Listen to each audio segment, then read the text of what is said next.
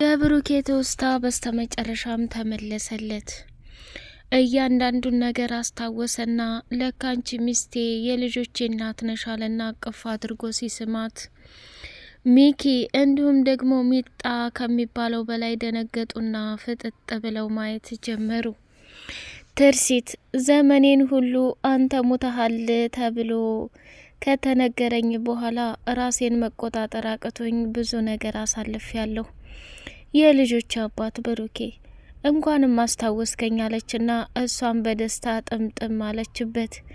ሚኪ ሁሉንም ነገር አየና መቆጣጠር ሲያቅተው በንዴትና በቅናት ሲያብድ መጨረሻ ላይ ደግሞ እጅግ በጣም በሚገርም ሁኔታ ስማ ብሩክ እዚህ ቤት የመጣኸው ጥገኛ መሆንህን አትርሳ ብሎ ሲለው እኔ ጥገኛ አይደለሁም፣ ጥገኛው እንደውም አንተ ነህ። በልጆች የሀብትና ንብረት እየተሞላቀክና እየተንፈራሰስክ ያለኸው አንተ ነህ። አሁን ላይ ግን ከባድና አደገኛ ውሳኔ ወስኛለሁ። ከቤቴ ውልቅ በልልኝ ብሎ አፈጠጠበት። አባባም ደግሞ እጅጉን በጣም ደነገጠና ብሩክ ቆይ አንተ ከመቼ ወዲህ ነው እንደዚህ ይሆንከው? እኔ ጋር ጎዳና ስናድግ እኮ እንደ አይነት አመለካከትና አስተሳሰብ የለህም ነበር። በጣም አዘንኩ እያለ ተናደደ። ትርሲትም ደግሞ ሚኪን ከተቀመጠችበት ተነሳችና እንኳንም የልጆቼ አባት አስታወሰኝ። አንተ ወደዚህ ቤት ስትመጣ 0.5 ሳንቲም የለህም፣ አሁንም ሊኖርህ አይችልም። ልብስህንና ኮተትህን ይዘህ ከዚህ ከቤት ውልቅ እንድትልልኝ ይፈልጋለሁ ብላ አለችው። እሱም ደነገጠና ትርሲት እኔና አንቺ ያሳለፍናቸው ጊዜ ለዚህ ነበር? ጠብቂኝ፣ እያንዳንዱ የወሰድሻትንና እያንዳንዱ ከብሩክ ጋር ያገኛቸዋትን ነገር እቀበላችኋለሁኝ፣ ሂሳብ አወራረዳችኋለሁ ብሎ ወሰነ። የሚያሳዝነውና የሚገርመው ነገር ደግሞ ትርሲት እጅጉን በጣም ስለተናደደችና ስለተቃጠለች የኔና ያንተ ትዳር እዚህ ጋር ላይ ያቆማል፣ ካሁን በኋላ እኔ እናንተ ባልና ሚስት አይደለንም ብላ ተለያዩ። ሚጣ ወይንም ርብቃ እያየች ያለውን ነገር በጣም ገረማትና ብሩክ አስታውሶ ከትርሲት ጋር ሲሆን እሷ ደግሞ እጅጉን በጣም በቅናት አበደ። ብሩክን ወንድሜ ወንድሜ እያለች ብትልም በጣም እንደምታፈቅረውና እንደምትወደው በተደጋጋሚ ሚኪም ወደ ትርሲት ጋር እንዳይሄድ ብሩኬ እሷን መጠቀሚያ ሊያደርጋት ነበር። ተከስተ አስገድዶ ሊደፍራትና እየጀነጀናት እንዲሁም ደግሞ እጅግ በጣም ቆንጆና ለየት ያለች ሴት እንደሆነች እየነገራት ሳለ በድንገት መጣና ሚኪ ደግሞ ከዛ ቦታ ተከስተን ወደ ውጭ ይዞ ሄዶ ቆይ አንተ ምን አባክ እያረክ ነው? ሚጣን እየጀነጀንካት ከሆነ ካሁን በኋላ እረፍ። ምንም ቢፈጠር ምንም እሷ ያንተ ልትሆን አትችልም። እሷ ብሩኬን በጣም ታፈቅረዋለች፣ ትወደዋለች። ስለዚህ ብሩኬን ማስታውሶ ወደ ትርሲት ጋር እንዳይመጣ መጠቀሚያ ትሆነኛለች ብሎ ወሰነ። ሰላም ሰላም፣ ውድ የተከበራችሁ የተወደዳችሁ የቻናሌ ቤተሰቦች እጅግ በጣም ተወዳጁና በጉጉት ስንጠብቀው የነበረው የካያ ድራማ እንደቀጠለ ይገኛል። ቻናሉን ላይክ፣ ሰብስክራይብ እያደረጋችሁ ለምታበረታቱ በጣም አመሰግናለሁ። አባባ ብሩክ እያደረገ ያለው ነገር አስደነገጠውና ፈጠጥ ብሎ ማየት ጀመረ። ሚጣ ደግሞ እስከ ዛሬ ድረስ የለፋሁበትና ብሩኬን እያፈቀድኩት እየወደድኩበት የቆየሁበት ጊዜ ባዶ ሆነ ማለት ነው። ወይኔ ሚጣ መጨረሻ ይሆናል ብዬ በፍጹም አላሰብኩም ነበር። ጭራሽ እንደዚህም አለ እንዴ እያለች እራሷን ተገረመች። ብሩክም ደግሞ ሚጣ እኔና አንቺ እኮ ከእህትና ከወንድም የዘለለ ነገር የለንም። እስካሁንም ድረስ እንደ እህቴ ስንከባከብሽ፣ ጎዳና ላይ ስንሆን ጋሼ እኔንም አንቺንም አብሮ ደስ በሚል ሁኔታ አሳድጎናል። ለዛ እንጂ አንቺ እንዴት እኔ ልታስቢ ትቻለሽ? እኔ እኮ ልጆች አሉኝ፣ የራሴ ህይወት ወደፊትም ሊኖረኝ ይችላል። ስለዚህ አንቺ ያደረግሽው ነገር ደግሞ ልክ አይደለም ብሎ ተቆጣት። መድኃኒቱን ውሰጂ አትውሰጂ በማለት ጭቅጭቅና ከባድ ጦርነት ገጠሙ። እሷም ደግሞ አሉጥም ደህና ነኝ ምናምን እያለች እንደ ህጻን ልጅ አለፋድዳታል። ሁኔታዋን ሁሉ ስታያት ደግሞ ትርሲት በጣም ገረማትና ስሚ አንቺ እኮ ህጻን ልጅ አይደለሽም፣ በጣም ትልቅ ሴት ነሽ። የሚጠቅምሽና የሚጎዳሽን ራስሽ ማድረግ የምትችይ ነሽ። ማንም እንደ አድርጊ ብሎ ሊያዝሽ አይችልም ብላ ነገረቻት። አባባ እንግዲህ እዛ ቤት ያለውን ጫማ እያጸዳና እየወለወለ ሳለ ትርሲት ምን ብትል ጥሩ ነው፣ ጋሼ እርስዎ የኛ ቤት እንግዳ ነዎት። እድሜ ዘላለሜን በጥሩና በመልካም ነገር ባገለግለዎት በጣም ደስ ይለኛል። ግን የኛ ጫማችንን ራሳችን እናጥባለን። ምን አሻይ ብለው ነው እንደዚህ የሚሆኑት? እንዴ የኔ ልጅ አንቺ እኮ ብዙ ነገር እየሆንሽልኝ ነው።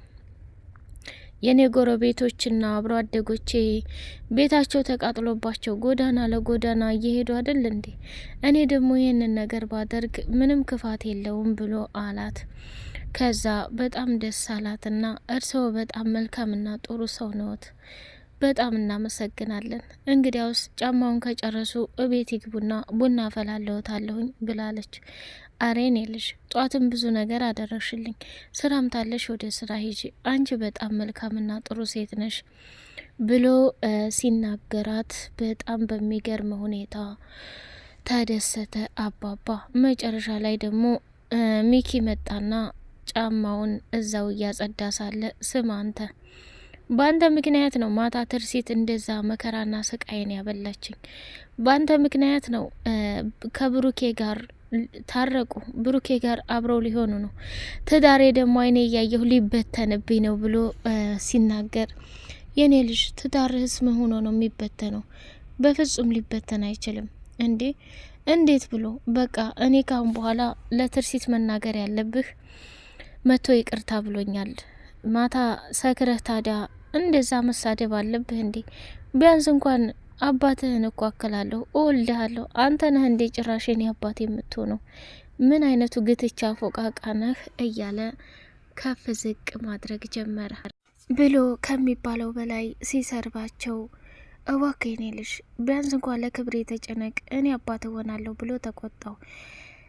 ርብቃም ደግሞ ሚኪን እንግዲህ ለአንዴና ለመጨረሻ ጊዜ ማስጠንቀቂያ ልስጥህ፣ እኔ ሚጣ የአባቱ ልጅ ነኝ። አባቴን እንደ ትናንትናው ሰክረህ መተህ ከፍ ዝቅ ብታደርገው ከእኔ ጋር ነው ችግርህ ብላ ፈጠጠችበት። እሱም ደግሞ ምን አባሽ ልታመጭ ነው? ስሚ ይሄ ሰካራም አባትሽ ትዳሬንና ቤቴን ሊበትነው ነው። ስነ ስርዓቱን የሚያይዝ ከሆነ ደግሞ የሚደርስበትን ነገር በሙሉ መወጣት አለበት ብሎ ደመደመ ማለት ነው። እጅግ በጣም የሚያሳዝንና የሚገርም ነገር ነው። መጨረሻ ላይ እንግዲህ ከሚባለውና ከሚነገረው በላይ ሚጣም በዚህ መልኩ ሚኪን ተናግረዋለች ማለት ነው። አባባና እንዲሁም ደግሞ ትርሲትና ብሩክ ተነስተው ቤት ለተቃጠለባቸው ሰዎች ልብስ በመግዛት እንዲሁም ደግሞ ቤት በመከራየትና እንዲሁም ደግሞ ለነሱም ልብስ እየገዛችና የኔ ልጅ አንቺ ብዙ ነገር አድርገሻል ጋሼ፣ ለተወሰነ ጊዜ የ3 ወር የቤት ኪራይ በሙሉ ሸፍኛለሁኝ።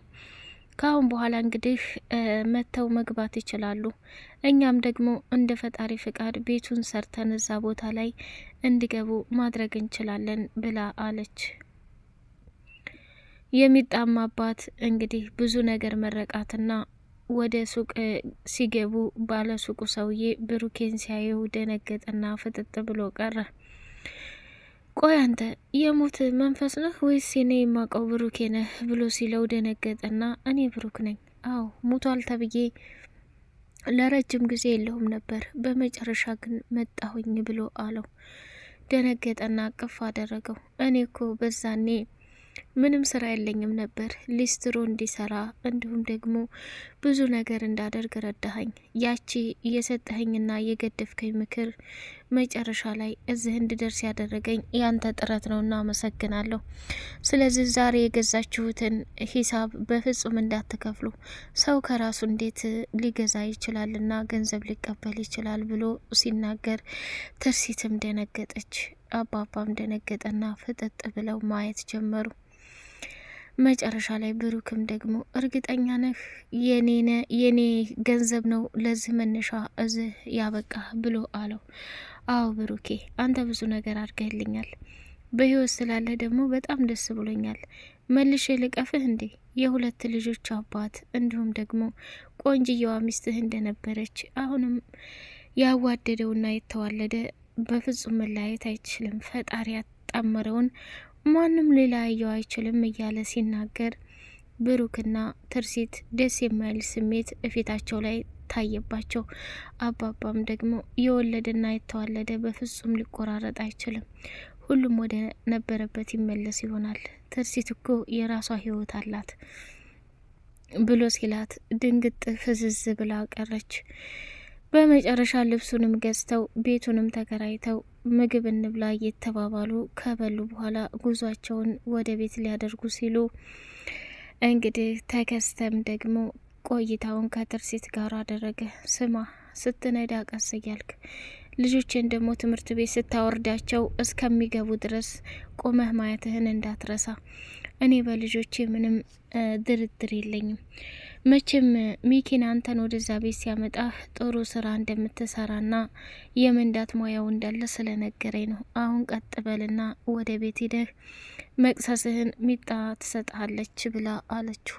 እሺ አመሰግናለሁ አለና ሰተት ብሎ ወደዛ ቤት ሲሄድ ሚጣም ደግሞ ተኝታ ስለነበረ እሷን አስገድዶ ለመድፈር ብዙ ነገር ታገለ። መጨረሻ ላይ ስማ እኔ ማንም ሰው ሚጣ እንዲለኝ አልፈልግም። ሚጣ የሚለኝ ሰው የሚቀርበኝና የሚወደኝ ብቻ ነው። ስለዚህ ስሜ ርብቃ ነው ብላለችው። ለማንኛውም ሚኪ እንዳመመሽና እንዲሁም ደግሞ መድኃኒት እየወሰድሽ መሆኑን ነግሮኛል። መድኃኒቱን ጨረሽ ተሻለሽ ብሎ ሲላት እንዴ ስለ እኔ ሁሉንም ነገር ታወራላችሁ ማለት ነው አለችው። አዎ እንደዛ ነገር አለ። በመጨረሻ ላይ እሷ ሰላም እንደሆነችና መድኃኒቱን በግድ ውሰጅ እያሉኝ እያስገድዱኝ ነው። ስለዚህ እኔ ሁሌ ደግሞ መድኃኒት መውሰድ ይሰለቸኛል ብላ ስትለው ወይ መድኃኒትስ መውሰድ በጣም ከባድ ነው። በቃ አንቺ ከተሻለሽ ራሱ መድኃኒት መርዝ አይደል እንዴ አትውሰጂ ብሎ አላት። እሺ አመሰግናለሁ፣ አንተ ግን ሲያዩ በጣም ጥሩና መልካም ሰው ትመስላለህ ብላለችው። ሚኪ በድንገት መጣና ተከስተን ወደ ውጭ ይዞ ሄዶ ካሁን በኋላ አጠገቧ ብትደርስ እኔን አያድርገኝ። ሁሌ የምነግርህ ነገር አለ፣ ጅል ነህ። ከርብቃ ራቅ። ካሁን በኋላ ከሷ ጋር እንድስስ ስትገለፍጥና ስትስቅ ባይህ ችግርህ ከኔ ጋር ነው ብሎ አስጠነቀቀው። ተከስተም ደግሞ ሚኪ እመነኝ፣ በእኔ እጅ ነው ሁሉም ነገር የሚያበቃልህ። በህይወት እያለሁኝ ይህን የመሰለ ሰውነትና ይህን የመሰለ ገላ አይቼ እንትን ሳልል በጭራሽ የምተው ሰው አይደለሁም። ጠብቀኝ፣ አይንህ እያየ ይችልኝ በፍቅር አሰማምጬ የራሴ ያደርጋታለሁ ብሎ ወሰነ። ውድ የተከበራችሁ የተወደዳችሁ የቻናል ቤተሰቦች ቻናሉን ላይክ፣ ሰብስክራይብ አድርጉ። ቀጣይ ፓርት እስከምንገናኝ አሰላሙ አለይኩም ወራህመቱላሂ ወበረካቱ።